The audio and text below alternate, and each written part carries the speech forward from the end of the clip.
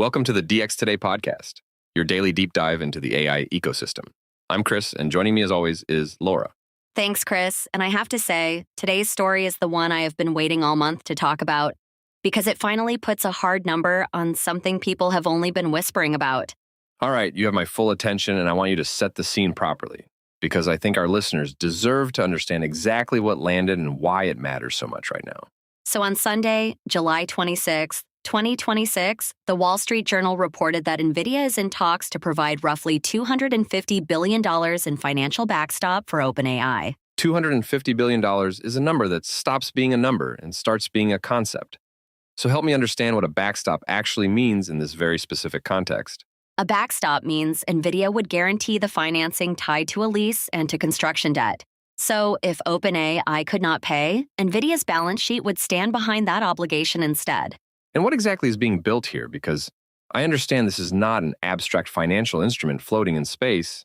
There is actual concrete and steel involved somewhere in the state of Ohio. There absolutely is. The project is a 10-gigawatt data center campus in Piketon, Ohio, developed by SB Energy, which is SoftBank's energy subsidiary, and the campus could cost at least $500 billion. 10 gigawatts is roughly the electrical draw of a significant metropolitan area. And I want to sit with that for a second, because people throw gigawatts around without appreciating the physical scale involved. You should sit with it, and here's the detail that gave me chills. The site is a former uranium enrichment plant, a Cold War-era facility, and now it is being repurposed to enrich something else entirely. That is an almost too perfect metaphor, and I would accuse a screenwriter of laying it on a little thick. But reality apparently has no interest in subtlety during this particular week. Reality has been writing better scripts than any of us lately. The first phase is expected to deliver about 800 megawatts by 2028. So this is a staged build-out rather than one enormous switch flip. Okay, so walk me through why OpenAI needs Nvidia to guarantee anything at all, because from the outside, this looks like the most in-demand company on the planet asking for a co-signer. That is exactly the right instinct, and the answer is unglamorous. OpenAI does not have an investment-grade credit rating, so lenders financing a $500 billion campus want someone creditworthy standing behind the paper. So Nvidia is essentially lending its credit rating rather than its cash, which is a distinction that I suspect matters enormously to accountants, and almost not at all to people worried about systemic risk.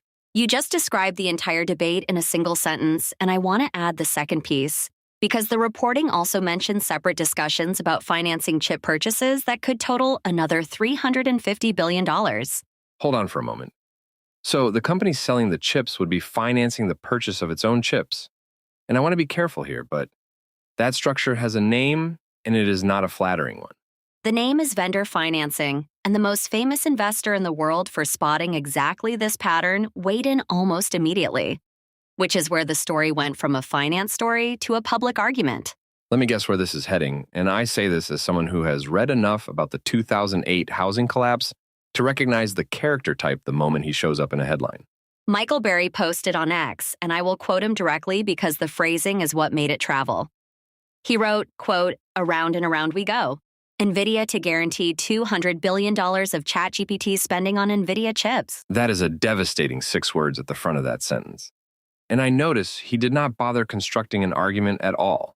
He simply described the loop and then let it speak for itself.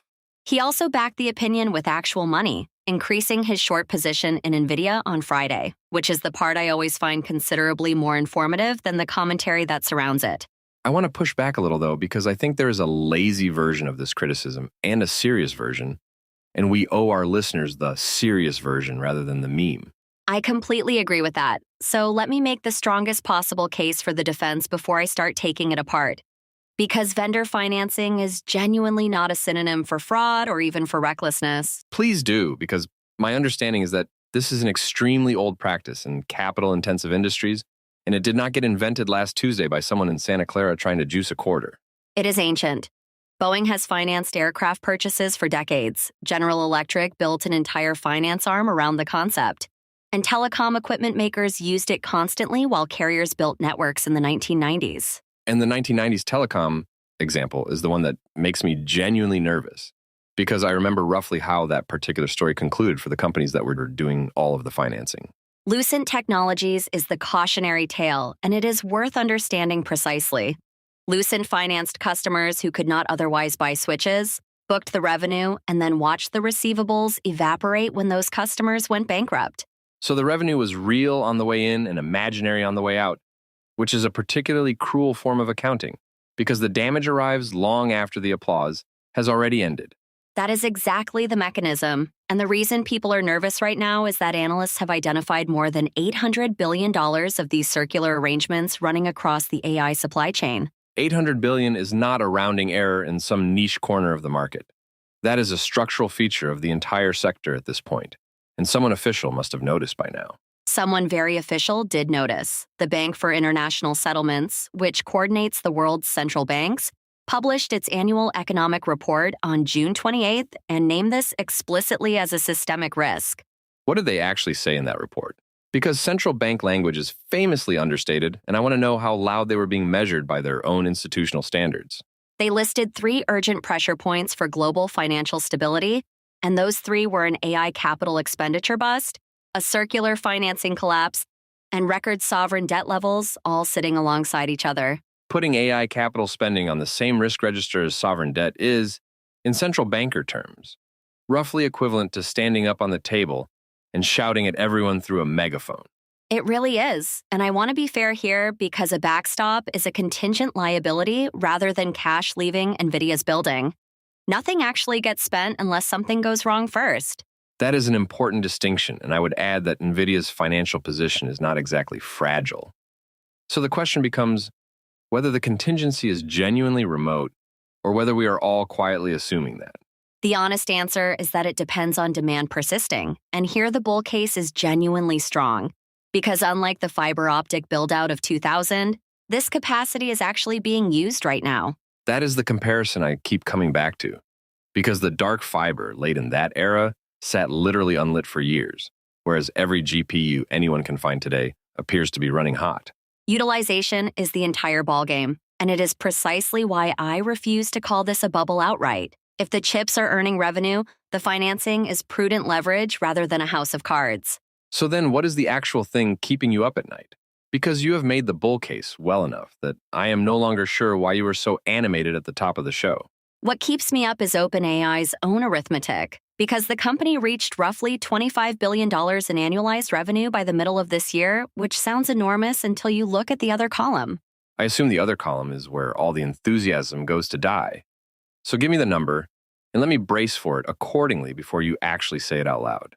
OpenAI is projected to lose roughly $14 billion this year, with cash burn projected around $27 billion and aggregate compute commitments exceeding $1.4 trillion in nameplate value. $1.4 trillion in commitments against $25 billion in revenue is a ratio that I would very much like someone to explain slowly to me, while using extremely small words. The commitments are spread across a full decade and 7 different vendors. So the ratio is less absurd than it first sounds, but the shape of it still requires revenue to grow at a historic pace. What does that vendor list actually look like? Because I suspect the concentration matters as much as the total does when you are trying to assess how interconnected all of this really is. The reported breakdown runs roughly $350 billion to Broadcom, $300 billion to Oracle, $250 billion to Microsoft, $100 billion to Nvidia, $90 billion to AMD, and smaller amounts to Amazon and CoreWeave.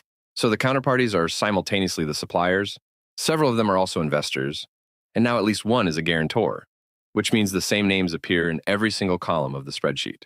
That is the concern compressed into one sentence, and it is exactly why Burry's Around and Around We Go landed as hard as it did. Because he was not alleging wrongdoing, he was describing a topology.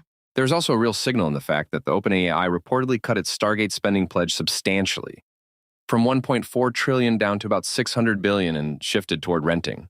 That shift is badly underrated, and I think it is actually the single most encouraging data point in the entire story, because it suggests the company is responding to financial reality rather than ignoring it. Renting rather than building converts a fixed obligation into something far more flexible, which is what a management team does when it wants optionality rather than a monument, so I read that as discipline. Agreed, and there is one more detail that I think tends to get lost, which is that Microsoft, Google, and Anthropic have all reportedly expressed interest in that very same Piketon site. That changes my read considerably because If the site has multiple credible tenants competing for it, then the underlying asset is not a bet on one company. It is instead a bet on the category. Exactly right. And a data center with contested demand is a very different risk profile than one built for a single tenant who might not survive the decade, which is the scenario people actually fear. Let me ask the uncomfortable question then. If this backstop closes as reported, what is the actual failure mode? And who is left holding the bag when the music finally stops in that scenario? The failure mode is a utilization shortfall or price compression that makes the return flow insufficient to service debt in the intermediary layer, at which point contracted revenue that looked stable starts looking fragile. And fragile things tend to break all at once rather than gradually, which is the lesson that every credit cycle teaches and that every subsequent generation apparently has to learn again from scratch. That is the pattern, though I want to end on the caveat that matters most, which is that Reuters could not independently verify the report. So this is credible journalism rather than a confirmed transaction. That is a genuinely important qualifier, and I'm glad you flagged it, because there is a large distance between a talked-about structure and signed documents with actual money moving between the parties. There is, and my honest read is that the specific number may well change, but the direction will not, because the capital required to build this infrastructure simply exceeds what conventional lenders will underwrite alone. So the structure exists because the traditional financing system cannot absorb the scale, which means the circularity is less a scheme and more a symptom of building something larger than the available balance sheets. That is the most useful framing anyone can take away from today, and it explains why regulators are watching, why Burry is shorting, and why Nvidia is willing to underwrite the entire thing anyway. Well said, and the thing I will personally be watching is whether the first phase in 2028 actually delivers on schedule, because timelines are where these arrangements tend to reveal their honesty. Watch the 800 megawatt milestone and watch whether OpenAI's revenue keeps compounding fast enough to make the arithmetic work, because those two lines converging is the entire story from here. Laura, as always, thank you for making an enormously complicated financing structure feel legible to the rest of us. That's all for today's episode of the DX Today podcast. Thanks for listening, and we'll see you next time.